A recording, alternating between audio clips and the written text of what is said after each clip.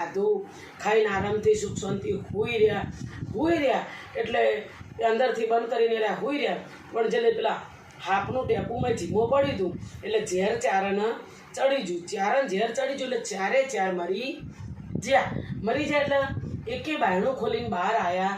એટલે પેલા રાજાએ પ્રધાનને કીધું કે ભાઈ પેલા સંતો રાતના ખાઈને જાય પણ હજુ એકે કોઈ બહાર આવતો નહીં.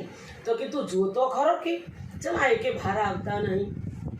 એટલે આ તો જે પ્રધાન હતો એ જોવા ગયો એટલે આ તો બાયણું ખોલ્યું એટલે ચારે ચાર મરી ગયેલા પડેલા. કે અરે બહુ કરશું કે આ તો ચારે ચાર મરી જાય. બન્યું હું? રાજા કે મને ખબર નહીં. પ્રધાન કે મને ખબર નહીં. હવે બન્યું હું કે હવે હું કરશું કે હવે આ તો વિચાર કરે છે ને પેલા તો ચાર મરી જાય. હવે ચારે જીવ જતા રહ્યા ભગવાનના ઘેર. ચારે જીવ ભગવાનના ઘેર જતા રહે. ભગવાનના ઘેર જાય એટલે પેલું પાપ હતું ને એ ઊભું હતું. પાપ રહ્યું ને એ છે એવું હોય ખબર કે ગમે ને જેને પાપ કર્યું એના ચોપડે મને ફટાફટ લખી દઉં.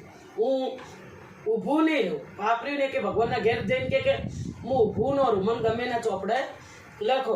એટલે ભગવાન વિચાર કરવા માંડ્યા કે ઓગળો રાજા આટલું દયાળુ હોય, પ્રધાન આટલું દયાળુ હોય અને એમની ભૂલ છે નહીં, એમના વાતની કોઈ ખબર છે નહીં, તો હું પાપ એમના નામે લખું જેવી રીતે એમને ચોપડા લખવાની આવતું જ નહીં. જેમ કે એ બે જાણતા જ નહીં એટલે એમના ઉપેર મારા એમના ચોપડા લખાય નહીં. પણ પાપ ઊભું રહે તું શાંતિ રાખ.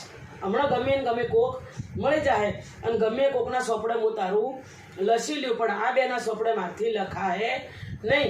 જેમ કે આ બે નિર્દોષ છે એટલે કે એવું એટલે કે ઓ આ તો એમ કરીને પાપ તો ઊભું રહ્યું કરતા દાડો હાથમ્યો તે એકાદશી હતી. બઈઓ બેઠી ભજન કરતી હતી અને થોડો એવો ઓછી હોય કરનારો બા 80 ઉંમરવાળા બાનું નામ ગમે હોય